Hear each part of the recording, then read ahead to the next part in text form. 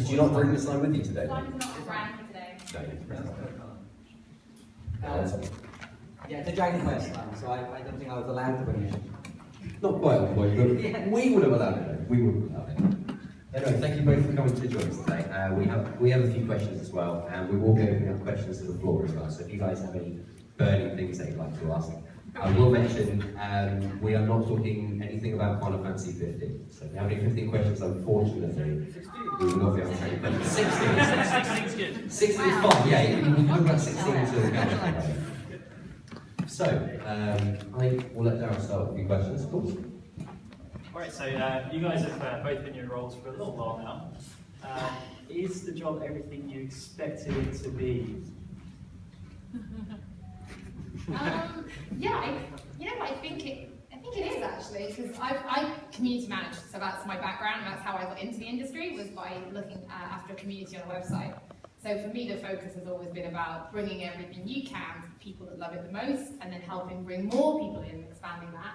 So for me, that is what I'm still doing now, but yeah, some of the things I know, some of the things I see and do with the places I go, I think that's more than I probably ever imagined. That's about right. We're off to LA next week, we got together for Uncovered, which as personally for playing Final Fantasy is just nuts. Yeah, I guess short answer, yes. Yes, it's a bit of a weird, because for Square Enix on the Japanese side, there was no community or community manager before I joined. So it's been a lot of learning, especially because I don't come from a community background. So it's been interesting learning and evolving along with the teams, because they have no idea either, especially how communities are different in Japan. It doesn't really exist in Japan. So educating them while educating myself, it's been a really interesting kind of role. And I get to work on Final Fantasy games, which is pretty cool. You get to see a lot of cool stuff. We get to travel. As Hollie mentioned, we're going to LA for the Uncovered Final Fantasy 15 event at the end of the month. I just came back from Japan for the Uncovered event as well. So it's pretty sweet. How difficult is it to not talk about the things you know? Pretty easy, considering I know I'll get fired if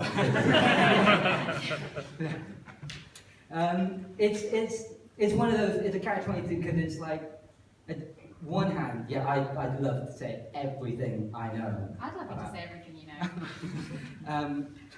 But at the same time, like as a fan, I know how important it is as well not to know a lot of things. You want to experience things for the first time. You want to find out things for the first time on your own. So on the one hand, I want to talk about it, but at the same time, I'm quite respectful in knowing that there's others who definitely don't want to. Hollie, with PlayStation Access, obviously it's growing pretty big now, and obviously you wanted it to. Did you ever think it would grow so quickly to this size? No, so I think we're now on 990,000 subscribers. So I'm almost at a million. Who's not subscribed? Yeah, who's not subscribed, please? I need as many of you as possible to help. You shouldn't be admitting this. Really? Don't admit that. And you look like you did. So now we all hate you. See, now look what you've done. No. Subscribe now. So when I started at PlayStation, my job was to help with Access, and we were actually about to cancel it because it really wasn't working. It had been going for a couple of years, and it was actually a weekly show only on PSN, and we tried doing it to YouTube, it wasn't working. So when I took over, we were on 11,000 subscribers after about 2.5 years, and we were just like, okay, we need to make this work, and we need to make it work now. And yeah, 3 years later, we're about to hit 1 million. We're the largest PlayStation channel in EMEA, which means everything but America and Japan, which is nice. And it's a really fun way to create content, and you go back to Japan and you're like, oh, this is great. So this is the kind of content people want to see. And you're like, yeah, this is what we're trying to make. Bit more fun, a bit more relaxed. People that aren't necessarily professional presenters, but just really know what they do and love video games. So Access is my baby. Oh, it's wonderful. I love Access pieces. The video's fantastic. Dan, question for you. With your travels that you've had as a community manager, what's the most surreal experience, providing ones that you can talk about, what's the most surreal thing that you've experienced? You know I one? think I'd say one, but I don't like to say it. Which one? Snakes. When you're thinking whacking, you were grabbing snakes. Oh, I wasn't I there. thought you were I there. wasn't part of that, I no. thought you were grabbing snakes. If that's a story worth talking about, tell us afterwards. Oh man, the things I can talk about. Didn't you still grab walking with the team? We did go on a location hunt with the 15 team, but there was nothing really, like, there's no good stories out of that. I think it's say. I think it's I think the most surreal travel that I went on was actually when I first joined, I think. I joined a week before TGS, 2014. And I remember I was joking with my old employer, because I was like, oh, if only I started a bit earlier, you know, maybe they'd send me out to Japan. Oh, but since I'm so close to, there's no way it's not going to happen. Maybe next year. And then like on my 2 days before I joined, I got an email saying, we need your passport details because we want to send you to Japan. And I'm like, wow, okay. You were at the gym, weren't you? Yeah, actually, yeah, I was. You were on the treadmill. I was at the gym. Yeah, I was at the gym when the email came through. Popped up on my phone, and I was like, oh shit. You know, you see those funny gifs of, you know, people falling off the treadmill. Yeah. It was like, emergency stop. Like, that was a bad idea. No one's looking. Good.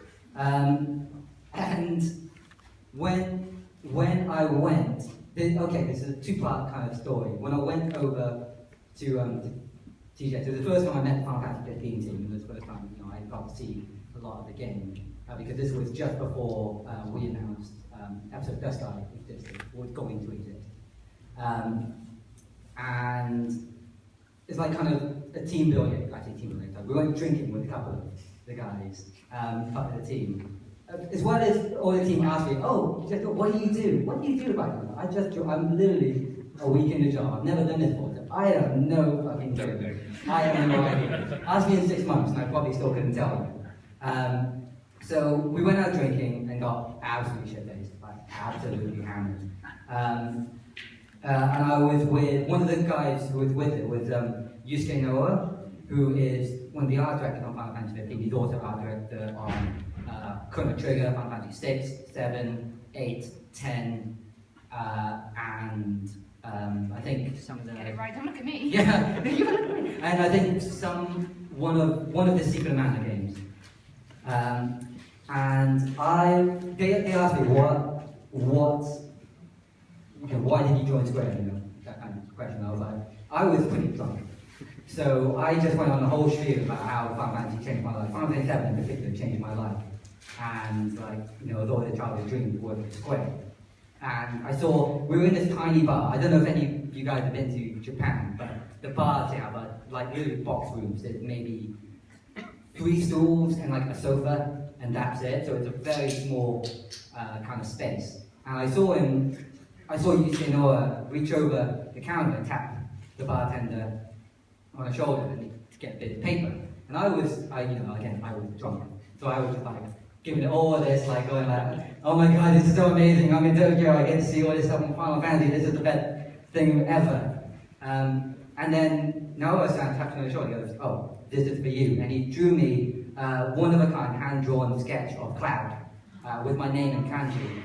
And yeah, it's hung up on my wall, it's like one of my prized possessions. And I was like, oh my god. And he was, you know, just said, you know, thank you for joining the team. You know, we need more people like you who are fans of Final Fantasy. And I was like, okay, okay. And then the second part of the story was the next day, because I was so drunk the day before. The next day was actually a big team meeting for Final Fantasy 15, so like the whole dev team was there, and I was sat in front, a little bit worse for wear. And because I overslept, I just kind of threw on whatever clothes I had on. And I remember I went in, I was wearing a t-shirt. I think you guys might have seen it, it's a T-Fury t-shirt of a crossover Legend of Zelda, the Buster Sword. So the Buster Sword's in the Master Sword's, what do you call it? And the plinth. Yeah, the plinth. And a load of the devs just kept looking at me. And I was like, oh, okay, whatever, maybe stuff you don't know who I am. And they kept pointing, and I was like, uh-oh, shit, what's going on? Because obviously I don't speak Japanese. So I was like, okay, whatever. And then, you know, I was just sat down, a bit like this, and I looked down, and I was like, oh shit. Is it? Like, I think, oh, I don't know if there's, one, I'm wearing an official t-shirt. Two, I don't know if they even like Final 7 or Legend of Zelda or like the idea of a crossover. So I'm like, I thought, yeah, I was like, I fucked it, haven't I? Totally fucked it. And then someone comes up to me and taps my shoulder and goes, with your, points to my t-shirt. I'm like, oh shit, here we go. And he's like, where did you buy it? and I was like, oh, it's just somewhere online. He's like, oh, can we get some? I was like, oh shit, no, you can't. It's a TV or anything like one day. And he walked away so disappointed. And I was like, oh. And then more people came up to me after saying like, good t-shirt, like it. And that was probably the two most surreal parts of my job so far that I could talk about. So that clown picture is pretty cherished then, yeah? And of course, you tried to play the entire 15 and everything. Brilliant. How about you, Hollie? What would you say is one of the most cherished moments you've had, probably, in your career so far? Oh, this is where it gets so difficult. I travel a lot with Access. That's probably one of the craziest things I've done. Last year alone, I think we did America 8 times. I did Germany 3 times, Paris 4 times, I did Romania. But being behind the scenes filming on a PlayStation TV ad. That TV ad from Christmas, if you all saw it, they were down from Destiny characters. That was a 5-day shoot across 3 studio sets in a film studio in Bucharest in Romania. That's how long it takes to film that 30-second TV ad. Those Destiny costumes were 30,000 euros each, I think. Each one had to have a handler with it, and you can't spend more than 15 minutes in the costume. The Titan alone has fans in it. It's so warm, and you have to have a fan built into the costume to be able to wear it. Like, just crazy behind-the-scenes things. It's how much you know as well. Like PlayStation VR, I'm glad that's all finally out there. I'm glad you all finally know everything we know. Working on the PS4, like as a kid, I used to get up early before school to play an extra few hours on her PS1 before I had to leave the house. I'm now part of the team that launched the 4th console in that generation. That's insane. I never thought that. And we need stunts. So when you work for the marketing team, when games come out, you need a stunt, don't you? That thing that all the news sites write about. And if any of you are from London, you probably know the Oxo Tower. It's right on the Thames, it's got the big OXO on it. And we were in a meeting and someone just said, well, it's got the O and the X right, we just need to add a square and a triangle.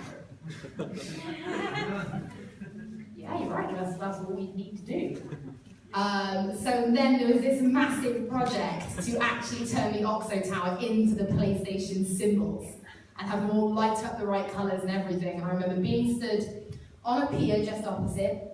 We had high-res jackets on, but then all of our high-res jackets had the symbols put on them, custom made, so we all had PlayStation, and then it lit up. And literally the entire marketing team for PlayStation UK started crying. It was like, oh, excuse me, so beautiful. And you're like, Christ, we're launching a console. Like, I'm the kid from this village in the middle of nowhere. I'd say I didn't have any friends who played games growing up, but we actually went to school together, which is how we know each other. But even then, we didn't know we were into gaming when we were friends. We were into music. I remember telling Tabata Sam that Seto used to be in a band, and Tabata was very excited that Dan Sam was a bassist. It's great. Whenever I get to interview Tabata, I just talk about Seto for 10 minutes first. You never mentioned it to me either afterwards. Love Dan Sam. Dan Sam's their favourite. To you at least. To me, it's favourite, who knows. Like last week we did this Hitman video where, and if you saw it, but I got pushed into a room, knew nothing. Completely dark room, it had like 4 screens, a briefcase, a phone, and a laptop. So right, a phone rings.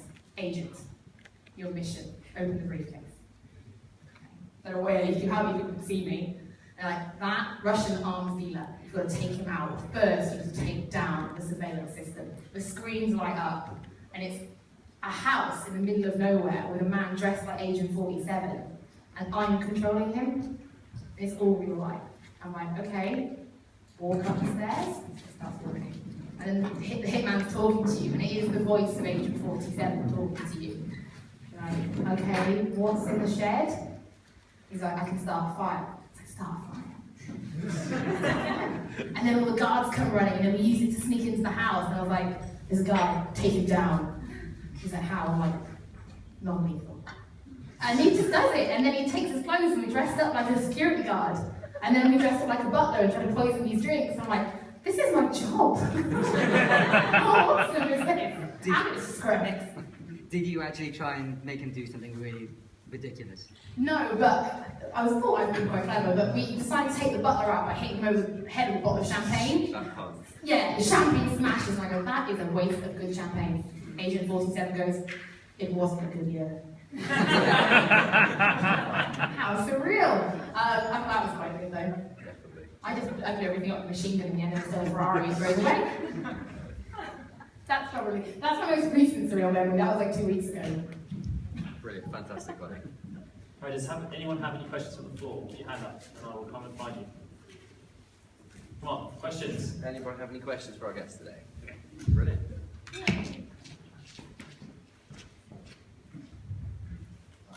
Hi, this is a question for like both of you. I think you answered this, but I'm just wondering what was, since you're from the UK and you guys work with a Japanese studio, obviously, what was like the different business cultural practices that Please be excited. you had to, that was a bit challenging, that was interesting. That's a good thing with that.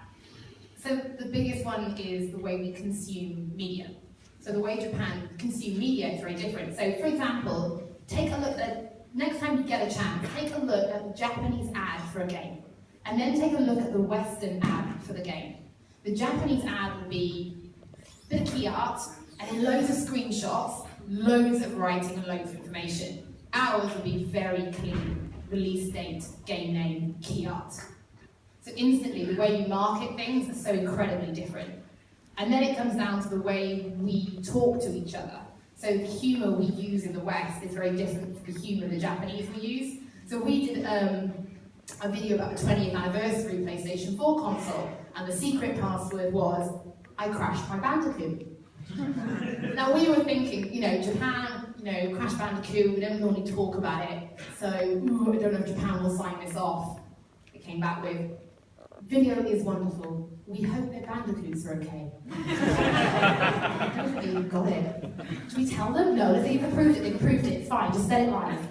And that's quite common. We have Delson Rodent is a mascot for our channel, a little badger puppet, and he wears the zip-up jacket that came with the collector's edition of infamous Second Son, Delson Rodent. We know badgers aren't rodents, it's a technicality, the joke doesn't work otherwise. And we sent a t-shirt off for approval. And we were like, oh my god, here we go, we just got, Delson-san is kawaii. Sweet! I take it as approved, thank you very much. You're just having flashbacks now to getting things approved, aren't you?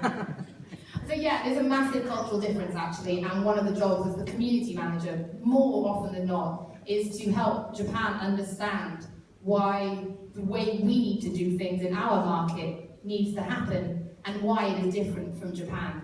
I think I remember once we had to convince them why Dark Ring wasn't a good name for Dark Souls. I used to work at Namco before I worked at PlayStation. We use visuals. I don't know if I can talk about it.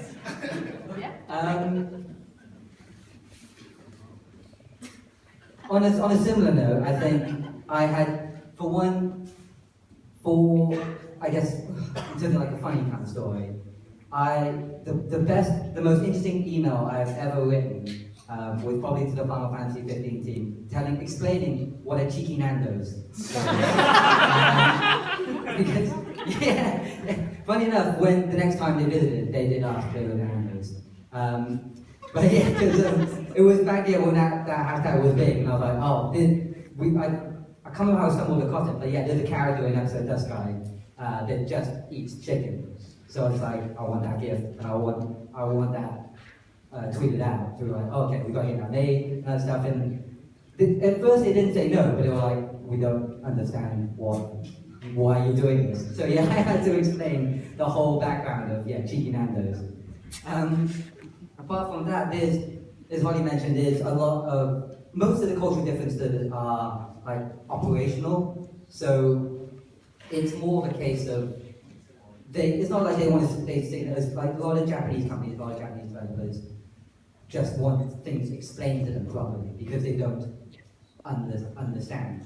And when they want things explained, they want them like properly explained. They just want to say, oh yeah, it'll be good because of this. It's like you have to go into full detail breakdown. You have to do full proposals for everything you ever do, and like so proper research, proper. This is why we're doing it. This is what we want to do. This is what we want to get out of it. For almost everything, and then it gets additionally more complicated when, depending on what you're asking for, there's licenses that you might have to factor in. So it gets to a real kind of hodgepodge things of them trying to understand in a format that they can understand, and of course then there's translations. There's the thing that I always have trouble with is mostly like language differences. Like Japanese don't do puns, and I love puns. What was the one you did? You did a pun and you had to explain the pun to them. Was it the rock? The sentence with the rock. Oh, that was it. Yeah. That was it. Yeah. This wasn't. So we talk about all this in the kitchen at home. You see, when you come home and have this like, oh my god, I have to get this signed off today. The Final Fantasy 15 team are really cool because they are very forward thinking. So they've given us basic permission to do whatever we want as long as we feel that there's not going to be any backlash. So there was something the Japanese account tweeted out that I replicated about location hunting in rocks.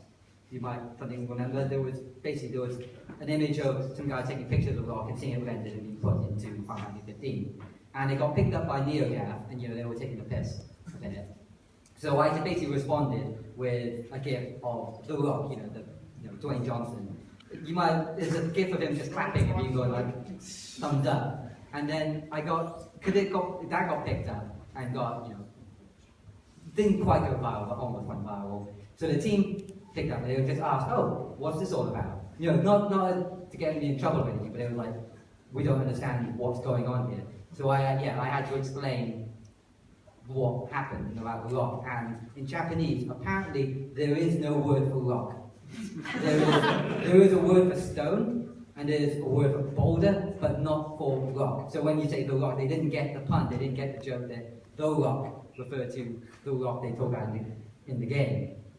So it's like things like that. So jokes, they won't understand. So you kind of just have to explain to them like, trust me, this is fun. and then they'll be like, they'll either be like, okay, or they'll be like, nah. So things like that. Things not Final Fantasy related, but Dragon Quest is a big one like that because Dragon Quest is a lot of it is human. Localization is all pun based. So when you try and do like kind of funny things with Dragon Quest, it's very weird to explain. They don't quite understand because their humor for Dragon Quest is very in the games is very different from ours in the West. And likewise, if we want to put in a joke or we want to do something funny, there's a whole layer of explaining humor. Does that answer your question? Yeah. No, we kind of gone off on when they're talking about stories. We might have one more. Yeah. Okay, question. Do you think that the City of Game series were inspired by the fighting game Urgus God Bless the Rain? I don't know. I don't even know if the team is the same. I don't know if the same people worked on it. Division? I believe it was based on maybe, it's a long time apart, isn't it? Yeah. What do you reckon, Dal? I think it's Advent Children. They wanted to replicate Advent Children, but Advent Children fights in America. There you go, that makes sense. I work for Square Enix, by the way.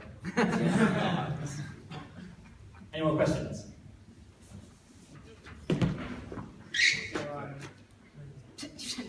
So cruel. So this is to both of you really, but maybe what was Dan.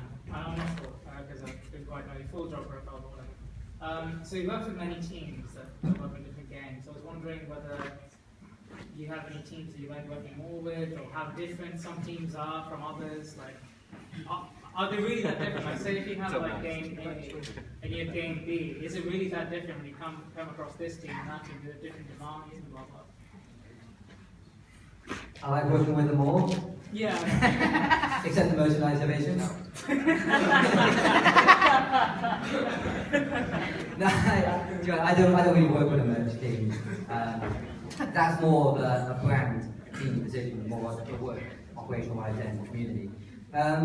In answer to your question, yes, every team is drastically different. Let me think. The teams I've worked with, again, even within the team, basically the way the teams are structured is Square Enix Japan is broken down into 12 business divisions. Business divisions is basically the name of our studios. So each BD has a number of teams within them. So, for example, BD1 and BD1, 2, and 3 are effectively the Final Fantasy business divisions. One is working on the 7 remake and World of Final Fantasy, I believe. 2 is Final Fantasy 15, and 3 is like your other kind of Final Fantasy games. So Theatrhythm, Dissidia, those kind of games. Dissidia is their main one at the moment. And each BD has their own BD head. So their own head of division, and even within those teams they have directors of whatever game they're working on. So, for example, Business Division 1 is headed, I think, by Yoshinori Kitase, but the 7 remake is directed by Tetsuya Nomura. World of Final Fantasy is directed by Hiroki Chiba, and so that's kind of how it's broken down. So each team is responsible for their own game, so they basically control everything. So working with each team is drastically different depending on what they want from the game, what the game is, what kind of messages they want to put out, what they want to do with the game. So Final Fantasy 15, the next big number iteration, they want to go as wide as possible, and they're very forward thinking. So they are very much like if you think it's a good idea, go do it.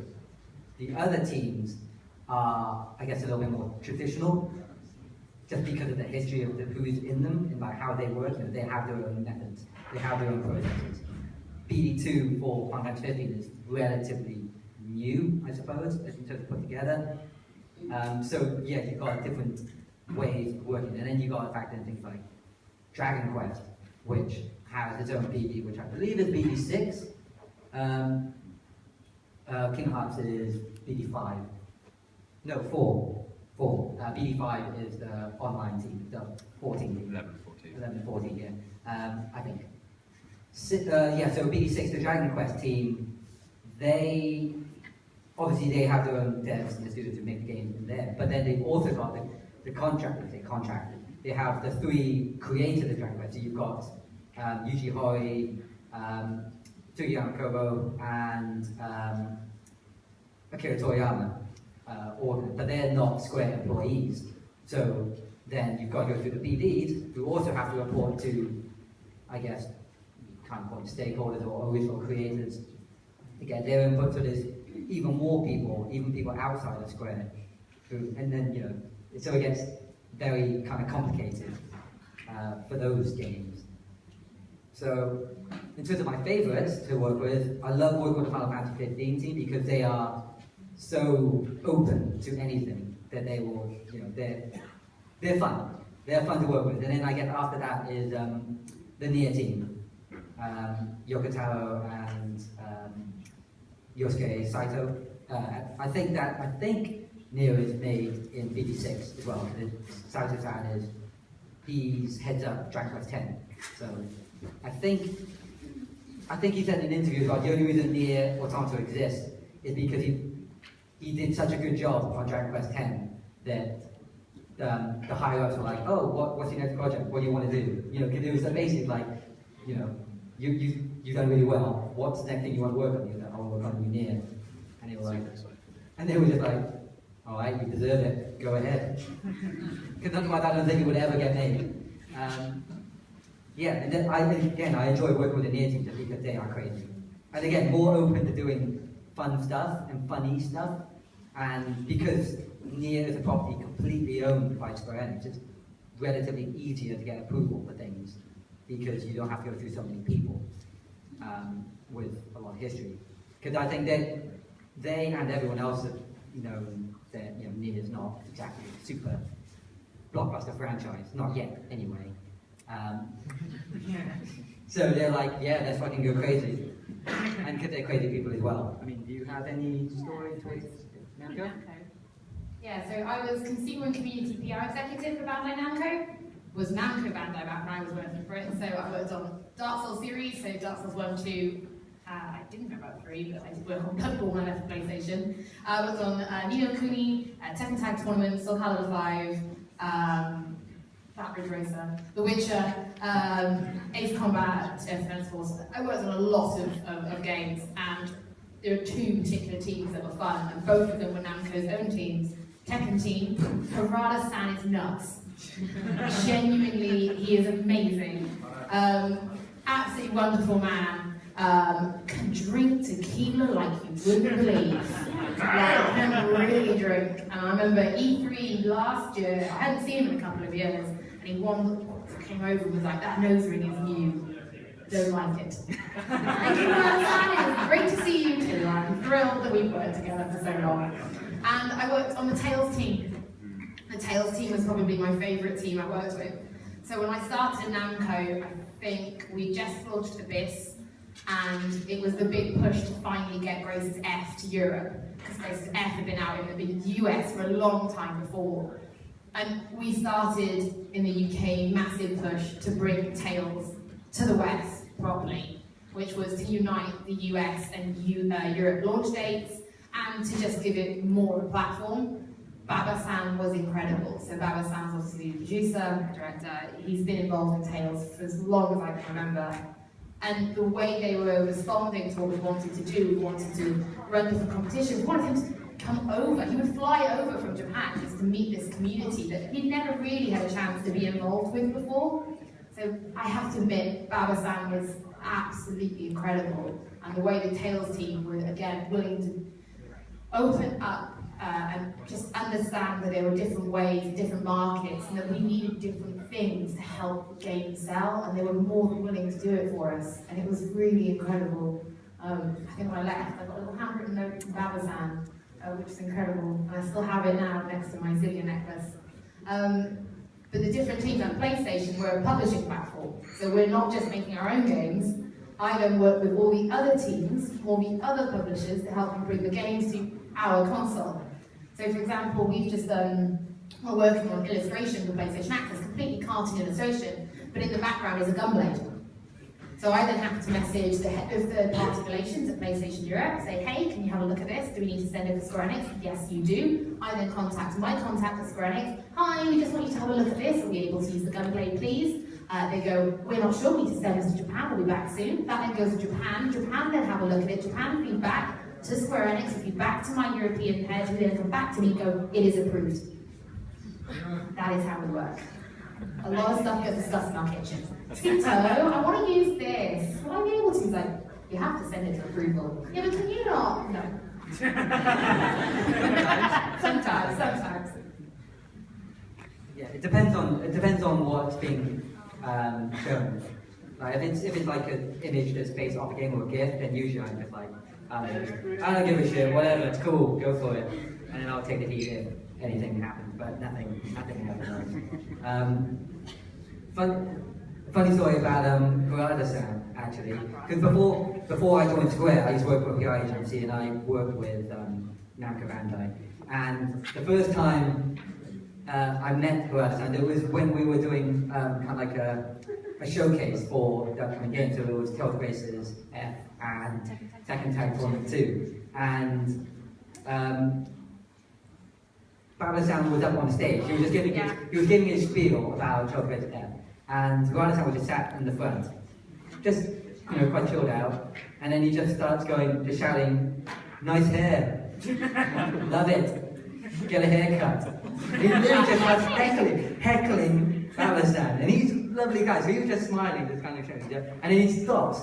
Well, I mean, then he stands up, and then he points. points to the crowd, and he goes like, everybody, doesn't Baba Sam have a nice day? He's a beautiful man. And then he kind of just walks out the room. And he comes back and continues heckling him. Yeah, crazy, crazy Japanese developers. All right, so we've got time for one last question. Did you still ask for Rebecca? That was fun. What was your reaction when you first saw or heard and saw that Lightning was modelling for Louis Vuitton? I'm like girl crush on Lightning so hard. I'm a big fan of the series. Lightning Returns for me is probably up there in my top 3 Final Fantasy games. I think it's completely, it doesn't get anywhere near enough love as it should. The battle system is divine. No, for me, because I'm also seeing this, my handbag collection is stellar. I'm a really, really Tom fan. So I think I remember going to the mall and seeing it and literally running through Westfield. Like, oh my god, there she is! I think it's amazing. If you had a choice, who would you choose out of the Final Fantasy series to be a model for the next fashion brand? Cyber Arms, the Hugo Boss. Good call. Do you not feel the same, Dan? No? Do you think Square Enix, do you think it's a good idea that Square Enix is looking into Oh yeah, exploring different absolutely, absolutely. Not as an employee of Square. Prada, is it Prada? Yeah, 32 Prada. Yeah, because there's been quite a few partners. It's not quite as big, not like Global. high fashion, not global. You know, it's a little bit different. Louis Vuitton is different because one, it wasn't instigated by us. We were approached by I've forgotten the fashion run name, but yeah, we were approached to do it. And are you? Oh, okay. So it's a little bit different because it's a global marketing initiative. It's a global thing rather than something that ties into a game release. So while 32 was cool with the Prada stuff, it was, you know, with cross promotion with the game, with the clothing line. This, so many years after Lightning Returns, and you know, Lightning hasn't really been in the game since. You know, the city doesn't count because it's, you know, compilation of characters. So the fact that they wanted to use Lightning and make it a global thing means that, you know, something it supersedes the games, right? It makes the games or the character, it makes Lightning or Claire bigger than the game, and it elevates video games to a status where, you know, it's above the medium. Because, you know, even though you see stories like, oh yeah, games worth how many millions a year, you know, biggest entertainment medium, but you know, we still get sneered at. You know, it's getting better, but you can't openly say like, yeah, I love video games, and not expect people to be like, oh, you're one of those guys. So when you see things that transcend that, you know, when you see things like Lightning on, you know, on the, I guess I'll say front cover, can't be on the front cover yet, but you know, outside of a high fashion brand store for the whole public to see, it's, yeah, it just shows that games are getting to that stage where they are actually becoming properly socially acceptable. big state? Exactly, yeah. Yeah, and I mean, yeah, we're obviously honoured that we were approached and they wanted to use Lightning. And yeah, I've got nothing but nice things to say about it. I think as well, Lightning as a character, especially in the Final Fantasy universe, and particularly to bring it back to that, but it is a strong female role model. And again, she was the heroine of her own series, she's been the heroine of her own game, and to lead that and to take that as well, and to see something global luxury fashion is, especially Louis Vuitton, is aimed at women. And this campaign was aimed at women. And to see that video game, to see a strong female heroine from a video game taken a place on a fashion line for women, and seeing that as a global advertising, also shows huge steps in the way that these people see art. Louis Vuitton, especially at their high end, consider themselves fashion is art. Video games are art. Why should the two not come together and create something powerful, striking, and visually incredibly appealing as well? The design world team did a stunning job on the images. They really do look lifelike. Really recommend, if you haven't seen them, go to your local Louis Vuitton store, especially in London, Bond Street, down to Westfield. and see a video game's character. Don't forget Stratford as well. Oh, Stratford, East London, West. And see them, and it's an incredible statement to make as well, to see a female character like that used in a strong role model is, for me, probably what it means more than anything else. I can confirm that Seto did not get to bring handbags home. We don't get any, Yeah, no he's got no handbags. They probably did in Japan. That's absolutely fantastic, guys. Thank you so much for sharing your stories with us today. Thank you, Dan and Hollie, for coming on stage.